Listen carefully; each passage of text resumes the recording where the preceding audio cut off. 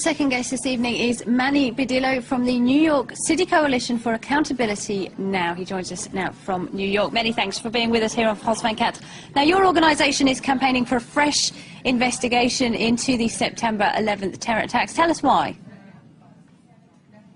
Well, basically, when it comes to the only public inquiry into the events that took my uncle's life and 3,000 others, what we find is the U.S. government has told us a story that conflicts tremendously with the physical, scientific, corroborated evidence that we could all find in the public forum.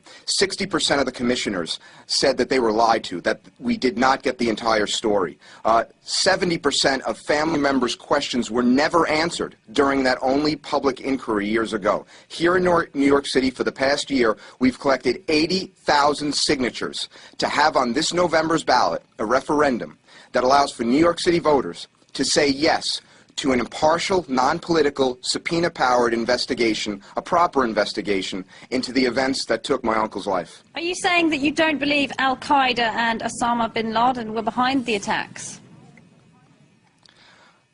I do not believe Osama bin Laden and Al-Qaeda were behind the attacks. The evidence doesn't point that way. Al-Qaeda is a database of mercenaries that the CIA kept in the 1980s and 90s. Osama bin Laden was working for the CIA, as per Sybil Edmonds, a whistleblower who testified to the 9/11 Commission, but her testimony never got out to the public, said that Osama was working for the United States government up until 11, and look how conveniently he's worked for us since. I don't even know if the man's still alive. I do know that for the past 5 months, I've been reviewing, along with so many others throughout the world, that the scientific, peer-reviewed and refereed study put out by Stephen Jones and Kevin Ryan and 8 other scientists from here in Europe have proven that there are highly engineered, military-grade explosives found in the debris of the World Trade Center. This corroborates the hundreds of first responders and firefighters that said they heard explosions and bombs going off in that building. Now, how did Osama bin Laden and Al-Qaeda get in there and do that? Who are you saying is behind the attacks?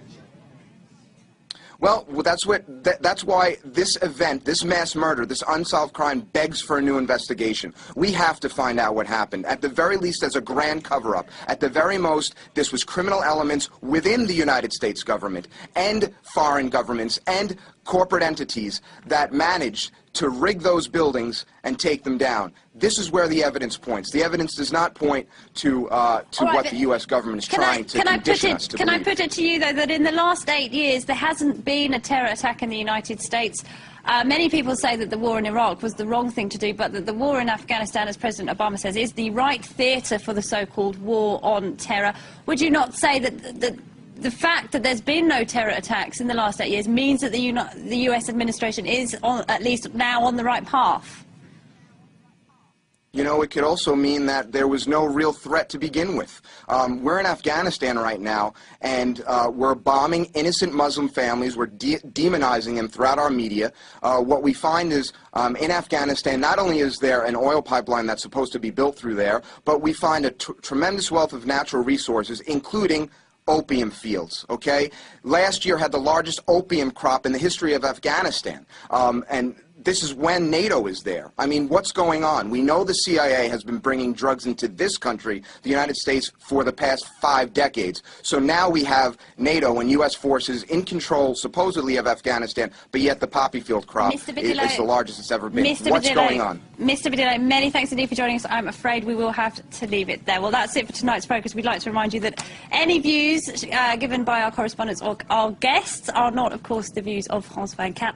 Do stay tuned. More international news and headlines coming up right after this.